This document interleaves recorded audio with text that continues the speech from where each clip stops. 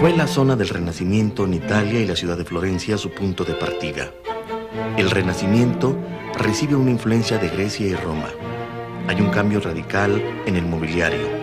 A él se incorporaron y se adoptaron formas decorativas y estructuras como columnas y remates, pilastras con bases moldeadas, cornisas, bases formadas adornadas con hojas de acanto, animales y otros motivos convencionales fueron clásicos de este estilo. Tal es el caso del arcón de bodas que fue utilizado a principios del siglo XVI. Se observan las tallas del zócalo de la parte inferior, realizada a base de magnífico trabajo de talla de elementos ornamentales clásicos. A ambos lados aparecen unos ángeles muy humanizados. Fue en pleno apogeo del Renacimiento, llena de talla a base de molduras y motivos inspirados en ornamentación griega. Se observa un aspecto macizo, base en el zócalo, los brazos curvados en S en su parte inferior y una ornamentación a base de espacios partidos por zonas ovaladas. De este armario aparecen todos los elementos del orden dórico, columnas y una serie de motivos ornamentales. Aquí, los motivos clásicos se han adulterado a fuerza de recargamiento de las tallas que apenas tienen en contacto ya con los motivos ornamentales greco-romanos. Se produce una mesa a principios del siglo XVI sin apenas tallas y patas aún cuadradas. El respaldo y el delantero de las patas están montadas a base de una pieza rectangular, ovalada, con talla de vegetales muy estilizados. Su ornamentación a base de mucha talla se emplean mascarones, quimeras, patas de garras de león y elementos ornamentales. Renacimiento francés. Francia fue el primer país que recogió e hizo suya la corriente renacentista procedente de Italia, pero el Renacimiento se dividió en tres periodos denominados por los nombres de tres reyes: Francisco I, Enrique II y Luis XIII. En el sitial apreciaremos características de un respaldo que se ha tratado como una fachada arquitectónica. Los brazos están curveados y tallados. En borde del asiento vemos el motivo ornamental clásico llamado perlas. Renacimiento en Inglaterra. Cuando en Francia el Renacimiento estaba en pleno apogeo, aún en Inglaterra predominaban las estructuras y ornamentaciones góticas. El Renacimiento inglés se dividió en los siguientes periodos estilos: Tudor, Isabelino o Elisabetan, Jacobino, Cromwelliano o Republicano, Restauración, Jacobino tardío. Estilo Tudor. Es un estilo Tudor de estructura muy simple, rectangular. Destacan las columnas. Los clásicos abultamientos en bulbo de melón muy tallados. Es un trabajo interesante y clásico de roble y con faldones tallados. Sus patas en forma de bulbos de melón bajo capiteles jónicos y travesaños interiores muy bajos y lisos. En esta época se produce una mesa con tablero poligonal y con escasa talla que solamente se empleaba estrictamente en los faldones. Son muebles de ornamentación austera, pies labrados en forma de bola o de bollo y la silla era de cuero. Renacimiento en España. El estilo del Renacimiento en España se introdujo desde Italia en el año 1500. La característica básica del Renacimiento español es que no se trata de una copia directa del italiano, pero sí tiene una influencia general de su estilo. El mueble conserva la estructura vertical y rectangular propia del gótico. Los muebles son macizos y se construyen con maderas de calidad inferior. El acabado de los muebles no son finos, sino algo toscos. Se emplea madera de nogal y en el siglo XVII se generaliza el uso del ébano, y a finales del Renacimiento la caoba procede de América. También se construyeron de hierro. El estilo Luis XVI significa una restauración del concepto clásico, motivo por el cual se conoce con el nombre neoclásico. La iniciación del estilo Luis XVI tiene su aparición en Italia con el descubrimiento de las ruinas de Pompeya y Herculano, que origina una corriente por el gusto de la línea recta, horizontal y vertical, pero siempre con sello femenino, lleno de elegancia y delicadeza, con una sensación serena y de equilibrio producida por la combinación de ángulos rectos y el suave contraste de la curva. Una de las características del mueble Luis XVI es que deja atrás la excesiva ornamentación y opta por utilizar la línea recta detalles suaves y femeninos que saltan a la vista, como el torneado de las patas y la utilización de formas diversas y clásicas como goterones, ramas de laurel en espiral, capiteles, liras, urnas, coronas, animales fantásticos y motivos típicos de la arquitectura clásica como columnas, pilastras, balustres, cariátides grecas y muchas cosas más. En este estilo se hace moda pintar los muebles en tonos pálidos, en especial el crema y azul. El dorado queda reservado para motivos ornamentales. En el estilo Luis XVI, las sillas y sillones son cómodos, de patas verticales, cuadradas o circulares, terminando en dedal, tacón o pezuña, con faldones decorados a base de motivos florales.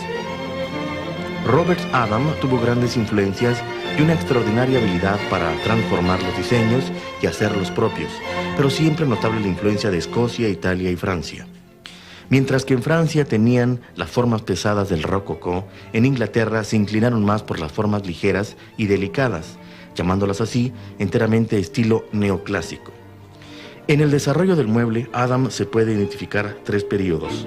La primera o temprana, que comprende los años 1762 a 1764, el cual fue una combinación de las ornamentaciones rococó y kentiana, utilizando las patas cabriolé, muebles con formas arquitectónicas, grandes marcos para espejo, ramas, acantos y otros motivos clásicos, pero en dimensiones más grandes y utilizando los detalles naturales en alto relieve, lo que hizo difícil determinar si eran muebles antiguos o muebles revolucionarios.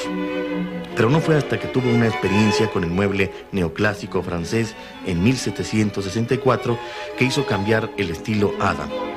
En el estilo de transición, en 1765 a 1768, es donde Adam se encuentra experimentando, seleccionando y gradualmente refinando las patas rectas. Se imponen dándole una forma sólida, manteniéndolo como cuadro arquitectónico. Después progresando a una forma más refinada y por breve tiempo experimentó con formas complicadas, dando al mueble patas en forma de balustra, formando flores de loto, enriquecida con múltiples capiteles y terminada con ornamentación de esfera.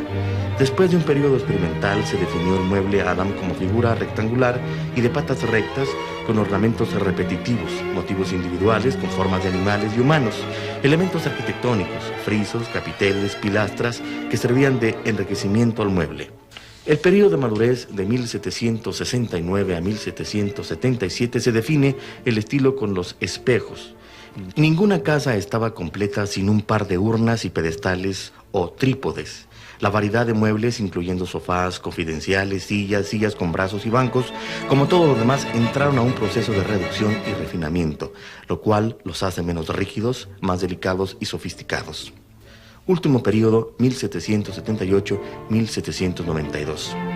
La última fase de la carrera de Adam, terminando en su muerte en 1792, dándole el nombre a esta fase como la decadencia del estilo, no solo por su muerte, sino por la competencia tan excesiva que empezó a tener en 1775, lo cual hizo que su línea fuera mucho más refinada, simplificada y en una forma estándar, y su espíritu de invención se pierde a algo suave y sofisticado.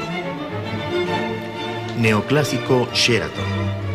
El estilo Sheraton se trata de una recopilación de las tendencias de la época y un gran parecido a los diseñadores Adam y Help White, por lo cual se incluye a lo neoclásico.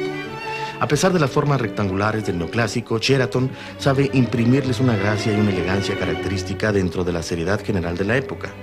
En lugar de emplear la curva, continúa utilizando curvas paramentadas. Una de las predilecciones de Sheraton fueron los mecanismos complicados como cajones que desaparecen, gavetas secretas, mesas plegadizas. Como motivo ornamental destacan las líneas entrecruzadas en diagonal, muy características. También utilizó los elementos decorativos clásicos como urnas, liras, laurel, abanicos, conchas y guirnaldas. En sus muebles de asiento predomina la línea recta, la sencilla y la sobriedad de su ornamentación. La forma rectangular del respaldo es característica, tanto como el de lira y de medallones. Los asientos son tapizados y a veces enrijillados. Los brazos de los sillones son altos y curvados, apoyados sobre balustres. Las patas rectas, finas, con sección rectangular, apuntalada con acanaladuras o estrías, por lo general carecen de travesaño.